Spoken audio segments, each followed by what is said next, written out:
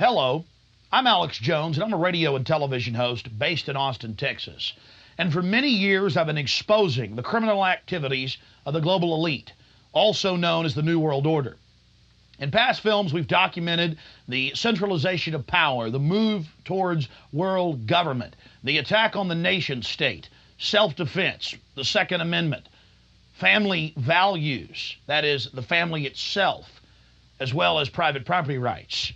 But time and time again in my research, I come, eye to eye with something that's even hard for me to believe.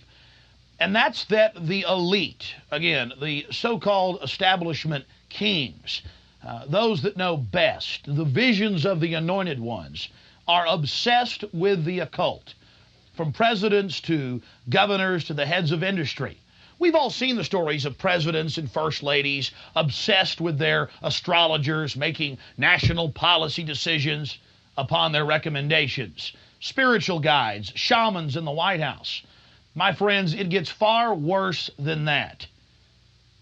Now, I personally am a Christian, but even an atheist should be concerned about the information we're about to bring forward in this new documentary film, The Dark Secrets Inside Bohemian Grove. You see, for over 120 plus years in Northern California, in Sonoma County, on a 2,700-acre secluded redwood grove, leaders from around the world, prime ministers, chancellors, presidents, governors, again, the heads of industry, banking, academia, the media, Hollywood, only a select few, a little over 2,000 people, travel there to engage in bizarre, ancient Canaanite, Luciferian, Babylon mystery religion ceremonies. At least that was the rumors. And so I went to the library and got on the internet and saw many of the mainstream news articles admitting that world leaders do indeed go there, and they fly into San Francisco and other surrounding cities and drive out into the rural hills and mountains of Northern California, and that these stories have been coming out that they worship some 45-foot stone owl god. And then I began to read some of the documentation on this Moloch character of the Old Testament, mentioned many times in Leviticus. That's in the Bible. Why are world leaders traveling to the middle of nowhere to worship this thing? Well, I had to check it out for myself.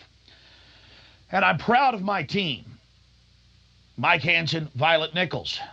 They traveled with me there. We talked to some of the locals discreetly. We successfully infiltrated, with the help of some of the locals and Channel 4, World of Wonder, British television that teamed up with us. And I successfully infiltrated through the Secret Service, through the guards, through the Sonoma County Sheriff's Department.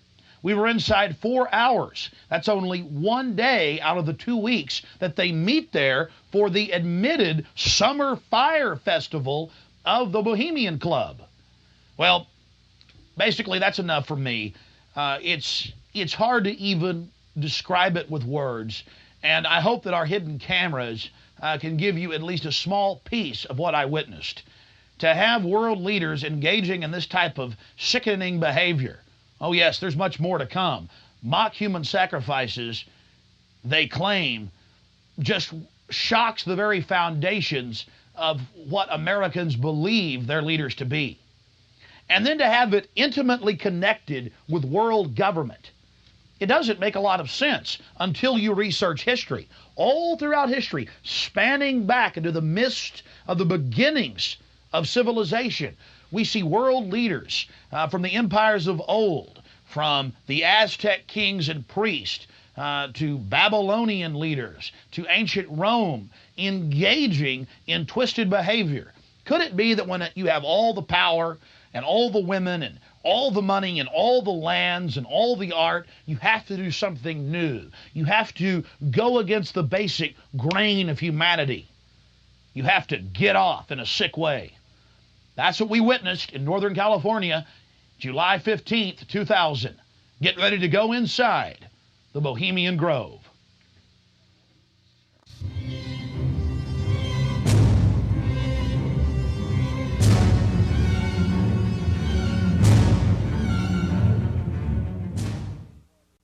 The Bohemian Club, as it's known today, was founded in 1873 in San Francisco in Northern California. Many of the club's original annals, dating back to before the turn of the century, admit that local artists, writers, newspapermen, you name it, wanted a place away from the so-called backwardsness of the West Coast, the Judeo-Christian ethic. They found that place an hour and a half north of San Francisco, outside of the tiny town of Monterey. Their annals even admit an obsession with the occult and what they called druid rituals. Amongst the great redwood trees, they revived ancient ceremonies that in truth had their roots not in the Druids, but in Babylon itself.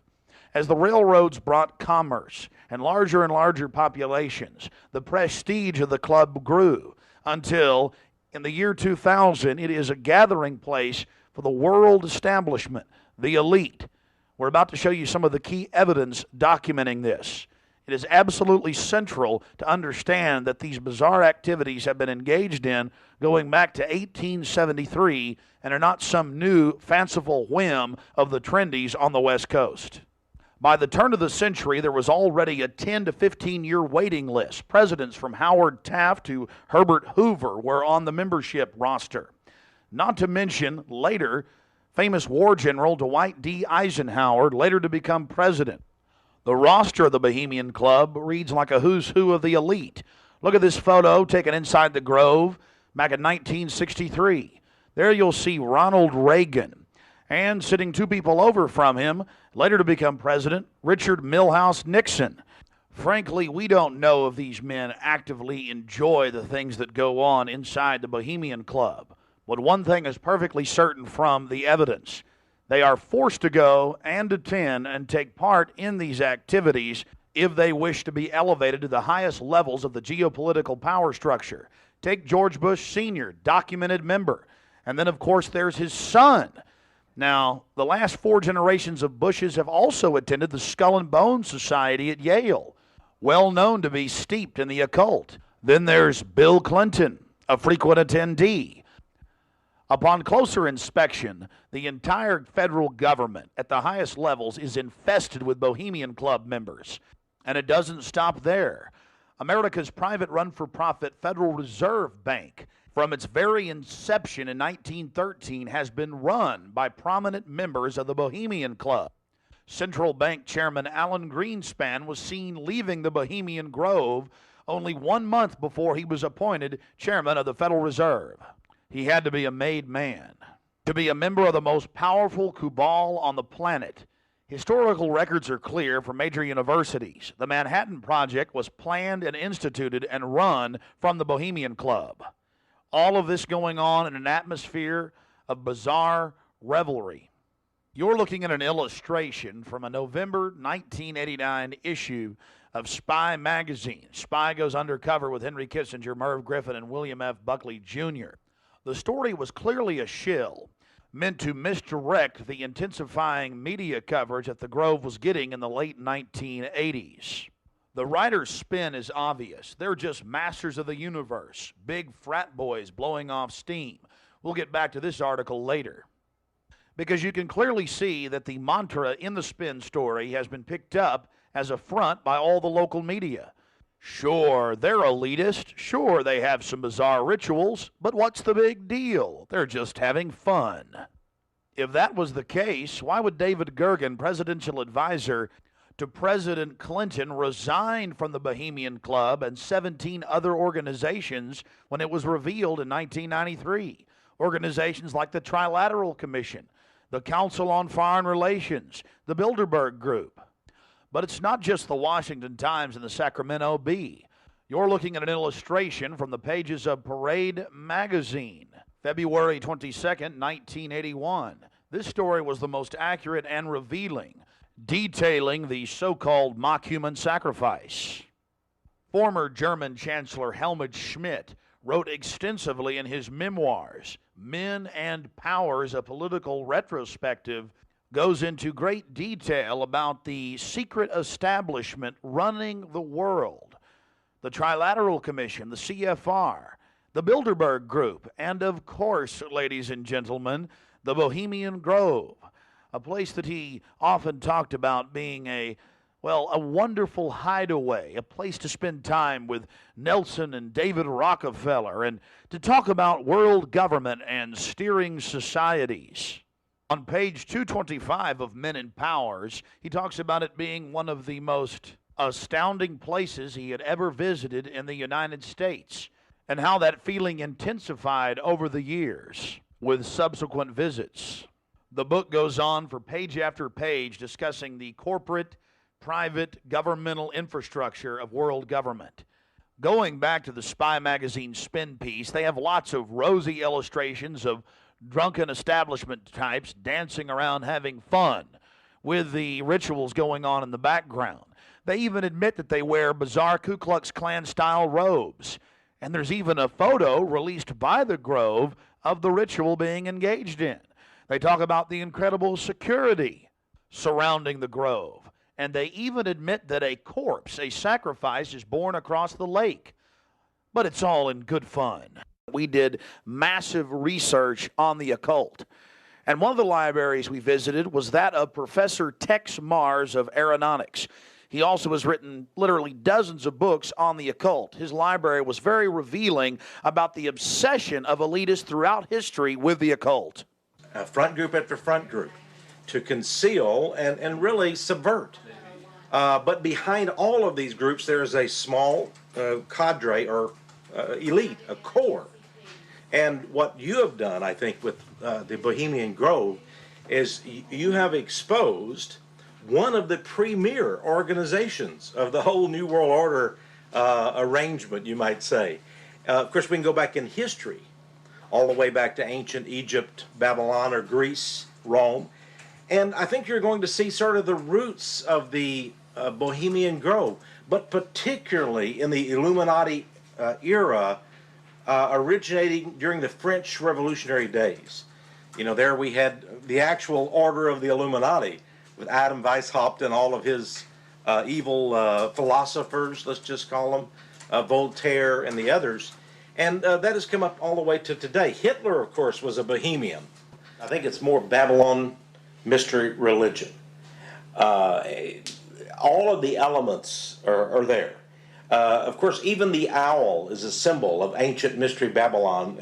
The owl was worshipped by the ancient Egyptians and by the Babylonians. And it's interesting to me that many of the members of the Bohemian Grove have in their homes, as I understand it, small figurines of owls. And I believe they actually worship those owls as a symbol of the deity, the great goddess of Babylon. And of course, here again, we have the counterfeit of Christ's sacrifice on the cross. I think all of those things, there had to be, in my belief, an occultist, a deep occultist, who designed each of the elements of this ceremony. It wasn't just a bunch of guys sit together at a bar and said, hey, let's have a good time, the cremation of care, and why don't we do this or that. I believe it was purposely designed, each element in its turn, for what they did. No doubt about it.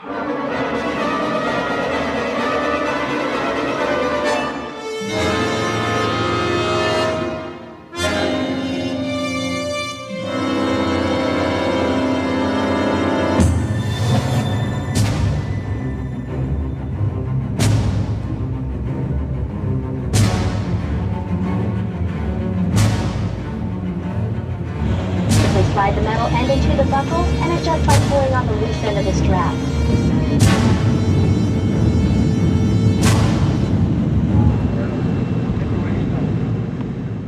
After landing in San Francisco at the International Airport, we traveled through the city, across the Golden Gate Bridge, into deeper Northern California.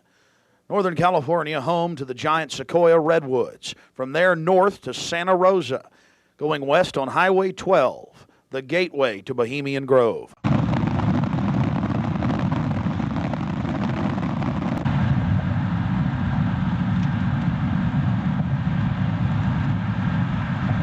We spent the first night in Santa Rosa before getting up early in the morning and traveling into the town of Occidental, where we were going to meet the British media and start our investigation. Well, here we are in Northern California, right outside the Bohemian Grove. The fruits of nature. But I'll tell you this, I don't worship it and sacrifice things to it. Let's go find out what's going on. Yeah. Well, here we are, folks. Turning on to the Bohemian Highway and Bohemian Grove. We're going to find out what in the New World Order is going on here.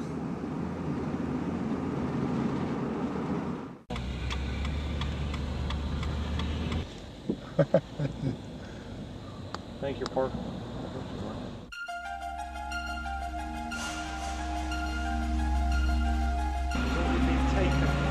No, I tell you, it's beautiful out here during the day, but it is spooky at night. I don't know if you guys got some footage of it, and all the fog and the rest of it.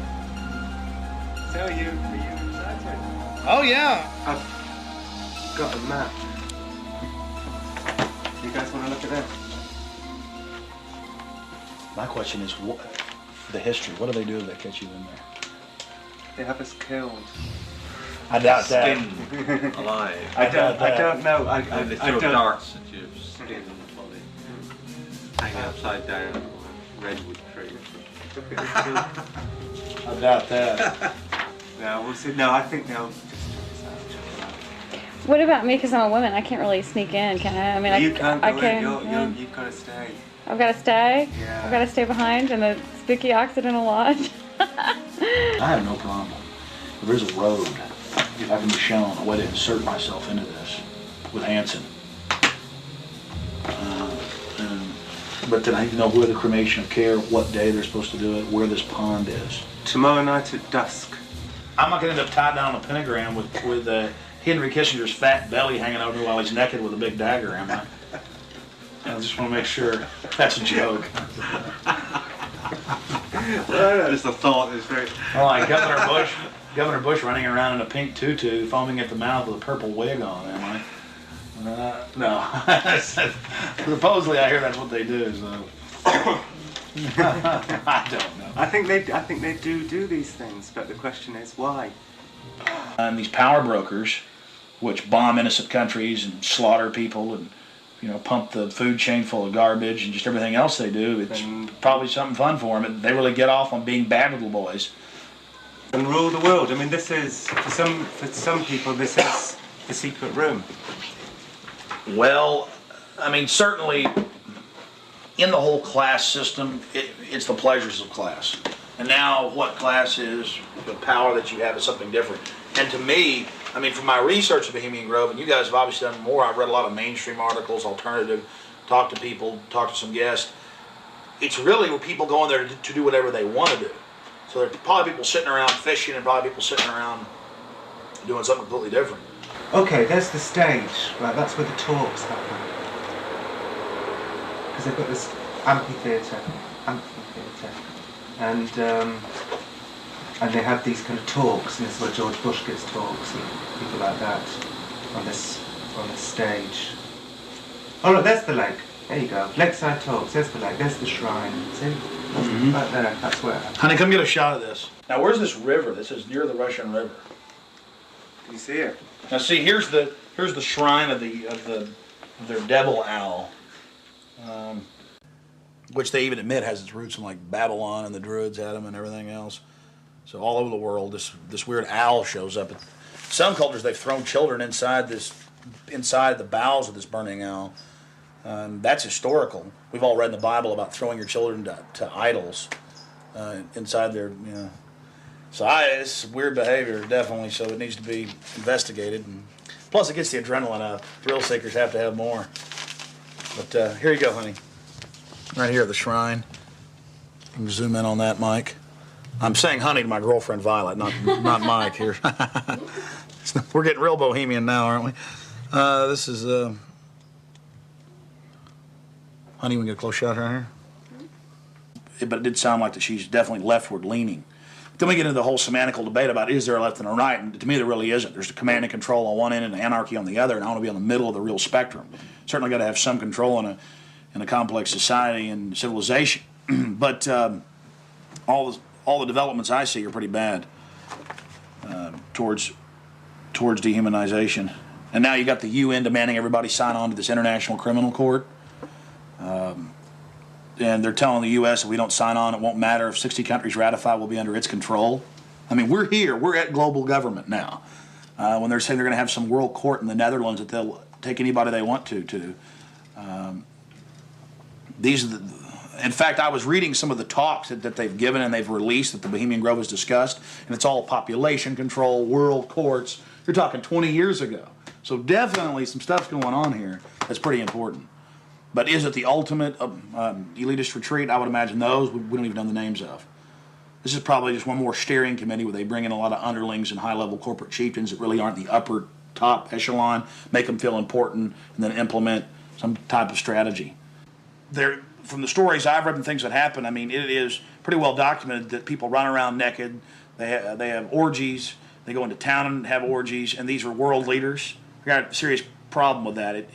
Just by the very nature of how this, to me, Bohemian Grove is probably a way to compromise people. You want to be in the New World Order Club. It's like a big kid fraternity. And just like in fraternities, you have to do weird things. Here, you probably do weird things. But I got a problem with governors and presidents and prime ministers and corporate chieftains running around and doing this when they have so much power over what happens in the public domain. They have a responsibility to disclose what they're doing. So I think it is important, like you were saying, to somehow try to maintain some security and not be way out in the open because they'll call in a bunch of security. Sounds like he often is. I hear he really enjoys himself here. I think Henry Kissinger will be here. Yeah. Well, if I got a stink detector, we'll be able to find out where he's at. I was like, everything evil you can imagine, Kissinger's always involved in it. Isn't he a Republican, though? I'm not a Republican. That's the point I keep making. This whole Democrat-Republican deal is a complete...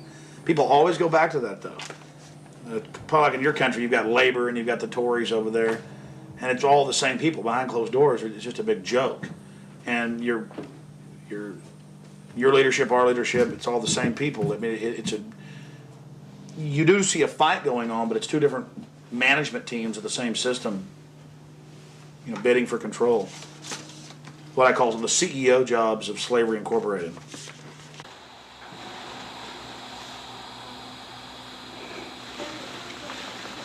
Do you worry for Alex, Violet? I do. I just, because Alex gets so impassioned by what he's doing that sometimes I'm afraid that he might be a little bit, reckless or maybe a little bit too fearless. I worry about Alex when he drives down the street to come home. Especially I used to worry about him when he had come home every night from the same, radio studio at the same time in the same car. And, I worry about him sometimes when he's late getting back in the studio and he doesn't give me a call. I mean, he is putting himself out there, but I think the fact that he's in the public eye as much as he is really, keeps him safe to a certain degree. So maybe something like this is, people might not necessarily know where he is right now, people that listen to the radio or whatever. So it's maybe a little bit more risky, and it's a little creepy at night up here in the woods, And you're definitely not dangerous. You're not going to do anything stupid this weekend. Well, dangerous to what? Dangerous to myself? Are these people dangerous? They certainly may be, but I'm completely nonviolent when it comes to just going out there and trying to get the information. That's what I'm trying to do. I'm an activist first and foremost, but also a journalist in that I'll make some jokes and speculate occasionally because I'm a radio talk show host. But when I say something that I believe, I have to be on target about it. But dangerous? I'm definitely dangerous to corrupt bureaucrats and their financial bosses that would like to control the American people on the planet. But not in a violent way. Not in a violent way. And long before global government came out in the open, in the last 4 or 5 years, they were conditioning the public that anyone that talks about global government is a kook, a weirdo, a terrorist, a racist. And now they're out on the nightly news saying global government's here, you better accept it, we're getting rid of juries, all across the planet. The IMF, the World Bank, basically runs things now. The WTO decides what you can buy and sell and trade on the international market. But see, they've preconditioned us that it doesn't exist. They've preconditioned us that anybody that talks about this stuff and who is against it is a kook or a racist because it doesn't exist. And then everybody's decided, well, I'm going to be culturally cool. I want to be in style. I want to be accepted. So even when they're hearing the news admit it and tell us how great it is, they've already pre-positioned it psychologically that it's not acceptable, it's not kosher to discuss it. Do you see the tactic they're using there? Mm-hmm. 5 years ago, I would laugh when I heard about black helicopters. I would say, I'm about taxes, I'm about corruption, I'm about getting local control back, I'm about states' rights, everything's coming under federal control. I was pretty mainstream, what you'd call so-called conservative.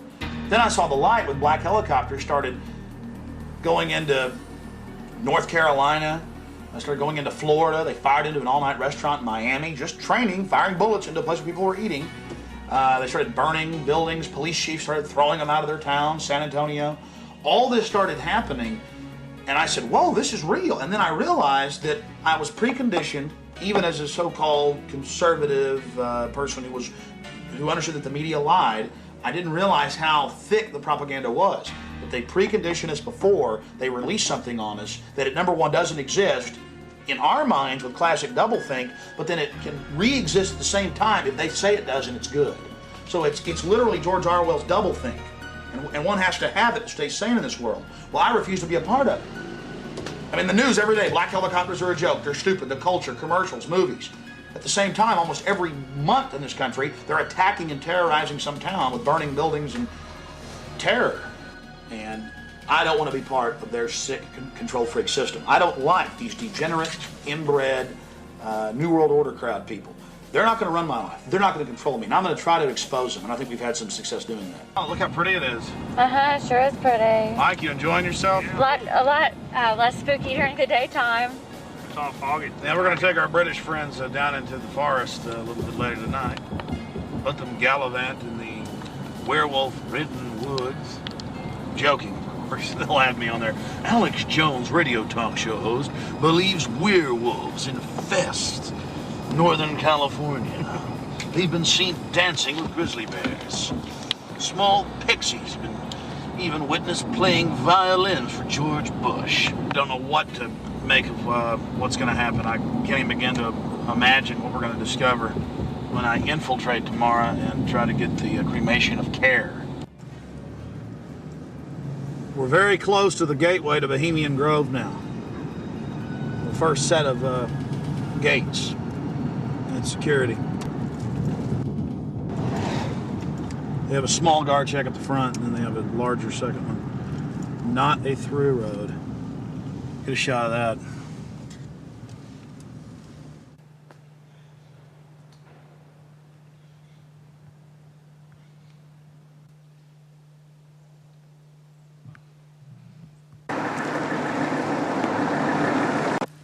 There's a guard gate right over it, a small guard gate, and then back further, an even more elaborate guard gate with surveillance cameras, you name it.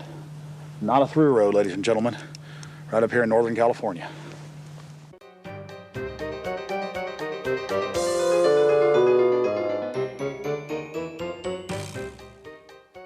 How you doing, sir? Okay. Camp Meeker? Yeah. Oh, I'm Alex Jones. I make documentaries. I'm just curious, what do you think about Bohemian Grove? I used to work there. You used to work there? Yeah. And now you work at Camp Meeker? No, I don't work. Yeah, I live in Camp Meeker. Oh, you live there? Yeah. Well, that's great. Did you ever watch the cremation of care? No. No. What'd you do at the... I just worked there. But, I mean, yeah. you never saw them march around in the red robes? And No. Oh, really? That doesn't go on? But yeah, I get it. Okay. Thanks.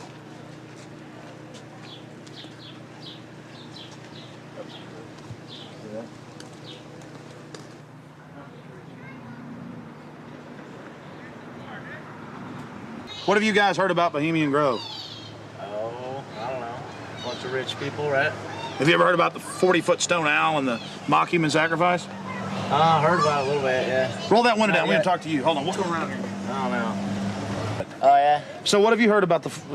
Oh, I just read stuff about it in the paper. I don't know. Some people don't like it. They protested or something weird. But what about the 40-foot stone owl and the mock human sacrifice? You say you heard something about that? Well, just what I read about in the paper. Oh, the paper admitted that. Well, no, I don't know if they admitted it. They just said people go protest it. It supposedly happens. Sounds kind of weird. Does sound weird to me. Yeah. Why you guys? What are you guys doing? This TV show or something? We're just having fun. Oh yeah. This town isn't like Children of the Corn or anything, is it? Oh no, nothing like that. I'm sure. I don't know though. Supposedly lots of people go there. Some kind of weird event. I don't know. You guys know anything about it? You don't know. What would you say if we told you that they sacrifice a human in effigy and mock to a 40-foot stone owl in black and red and silver cloaks? Sounds kind of different. Do you think it's good to have? Bull talks down. Do you think it's good to have so-called world leaders secretly engaging in pagan activities? I can't say it's that great. No. Why would you have a problem with that? Well, I don't know. It could be all right. Depends how you look at it. Kind of relativist worldview, huh? Yeah. Got to sacrifice care to the winds, huh? I don't know. Could just be for fun, or they could really be weird. They run around naked. Run around naked and freak out. There you go. Have you heard that? Yeah, absolutely. Actually, to tell you the truth, here's a funny story. What have you heard? Okay, go ahead. No, this is the truth. A couple years ago, I was down the road, just down Yar, past Camp Meeker, and I was stopped with a friend of mine. Now, Camp Meeker's right outside Bohemian Grove. That's an affirmative. Yes. And we were down the road, and we were stopped there because we were just having a cigarette, hanging out, taking a break, and some Secret Service men actually pulled up behind us and asked us what we were doing and why we were there. This is true. They were like, "What are you guys doing? Where are you at? Why are you parked here? What's going on?" And asked us a whole bunch of questions. What our names were, who we were affiliated with, where we lived, all kinds of stuff. Sort of interrogated us. Did you answer their questions? Totally.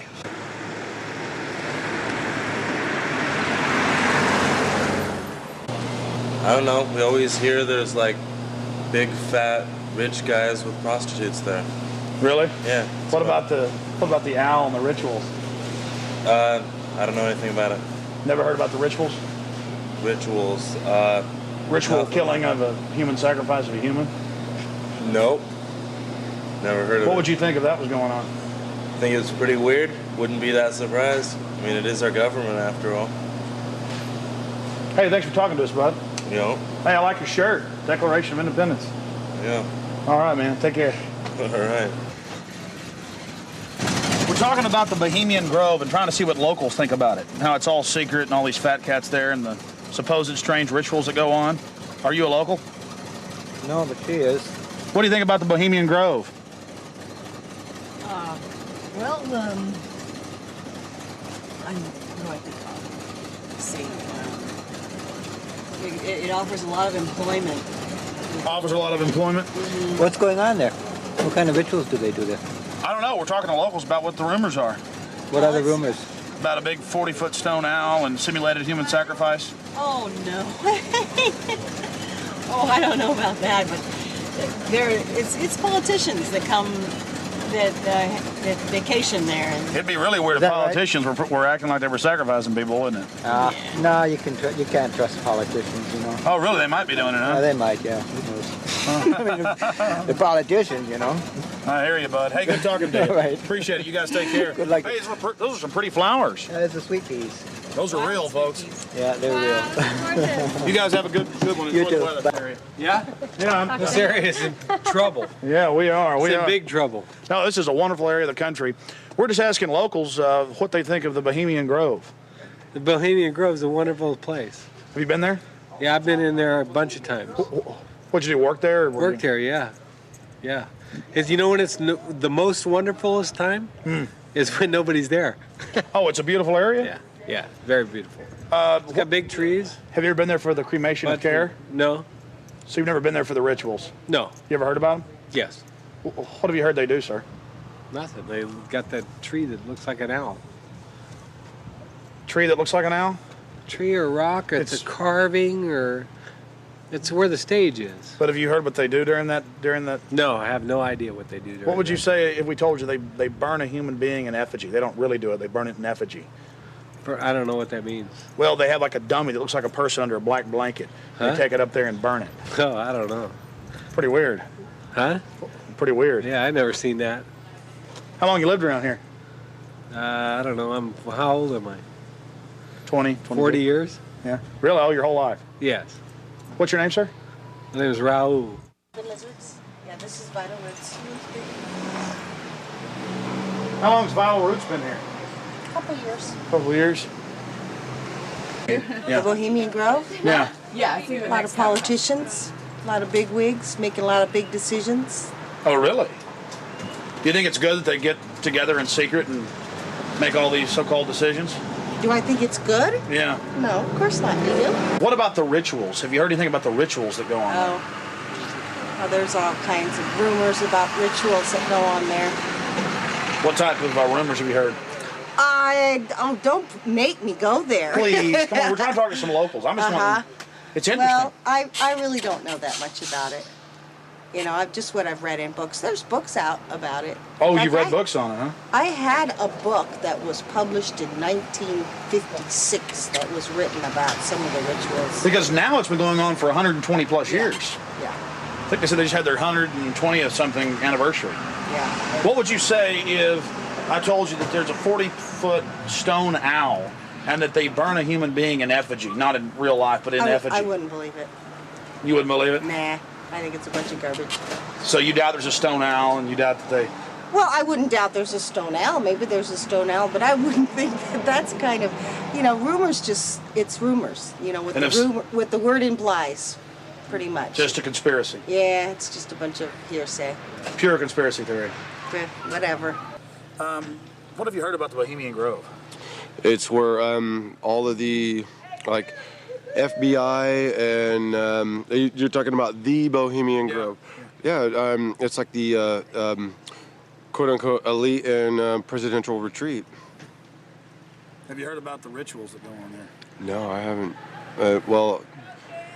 The people who have more money than the rest of us in the world are a bit different. They're stingy. They want to hoard it all for themselves. And they think they're going to go to heaven. They're not. Because they don't know how to provide or do as Jesus told them to. What would you say if I told you that they sacrifice a human in effigy before a giant 45 to 50-foot stone owl? I would say that's probably why they're going to hell.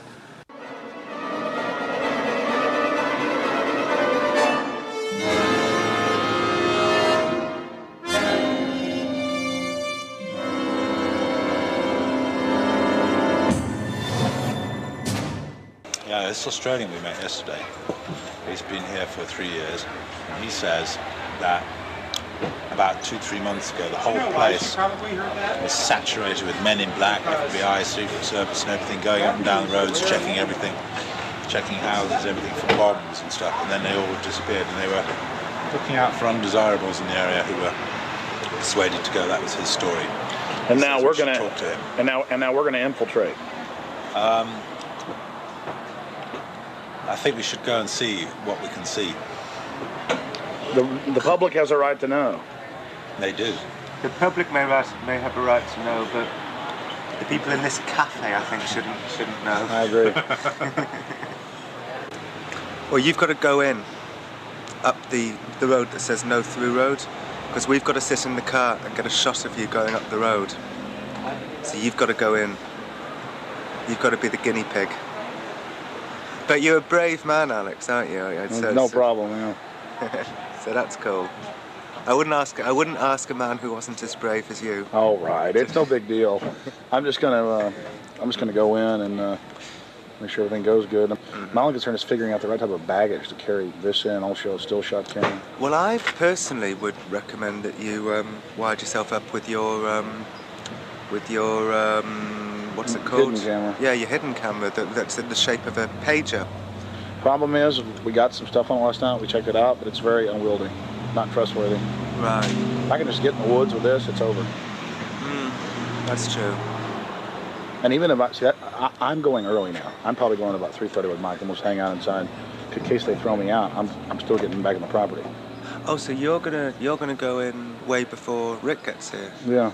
Ah, okay. Well, cool. Well, we'll just sit in the car. But I mean, you understand why? Not because I want to hang out in there all day.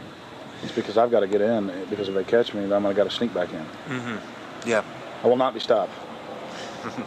You know, I went with Big Jim Tucker from the Spotlight to a Bilderberg meeting last year. But that was my first time, and we got chased away by men in dark glasses, and you know, I was a bit scared then. But I feel safe with you, Alex. Well, Tucker's a good rider. Oh yeah, I like Tucker.